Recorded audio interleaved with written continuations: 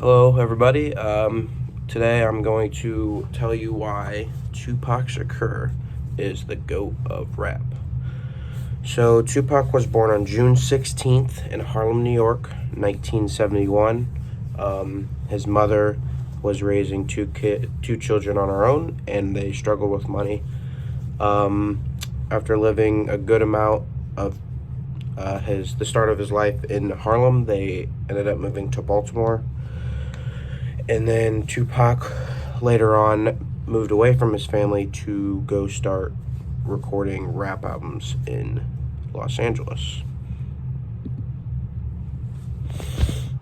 So Tupac has recorded over 713 songs, 75 million records sold worldwide, and he has made 11 albums, some of those albums being All Eyes on Me and California Love and stuff like that. So, in my opinion, there's no doubt that Tupac is the GOAT of rap.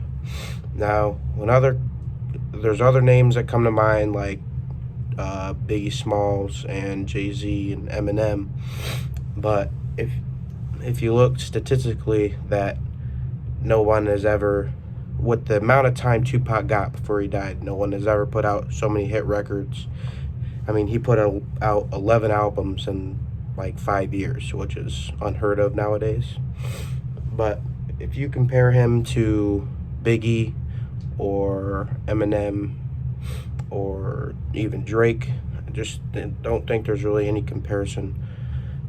Not only was he loved, but he was hated. Absolutely hated. Like, people hated Tupac, and he overcame everything. I mean, he was shot point blank like 7 times, lived, came out with 2 more albums.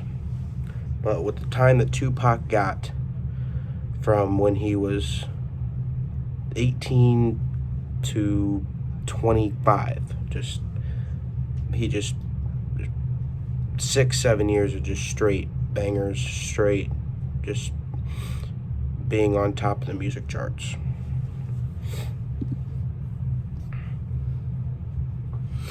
So, Tupac he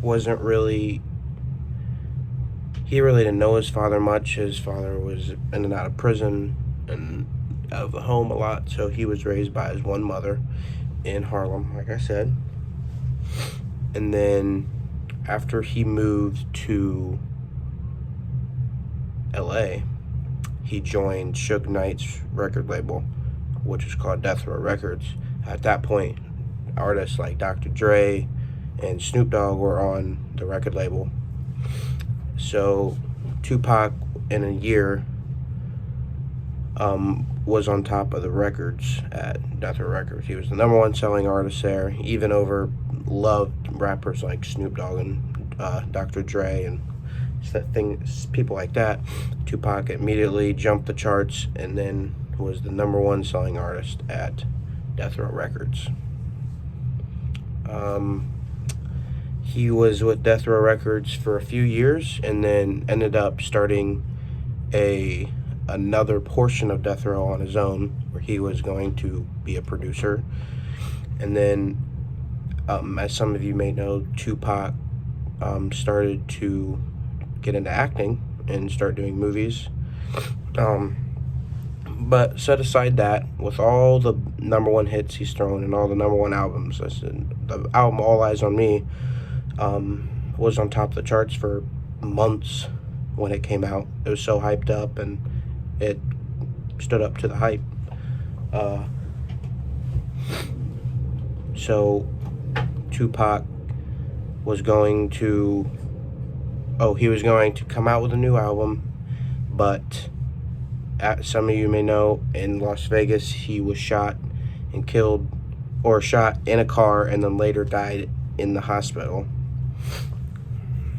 But set aside all that, all the top songs he's put out, all the hit albums he's put out.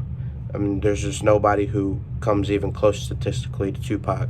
There's nobody ever has, and no, I don't think anybody ever will. With the amount of time that he got and what he did with that time, being hated and people having a hit out for him, and still producing music every day, every week, every month, and just multiple albums per year. There's just nobody who's ever been as good as Tupac, and nobody really ever will.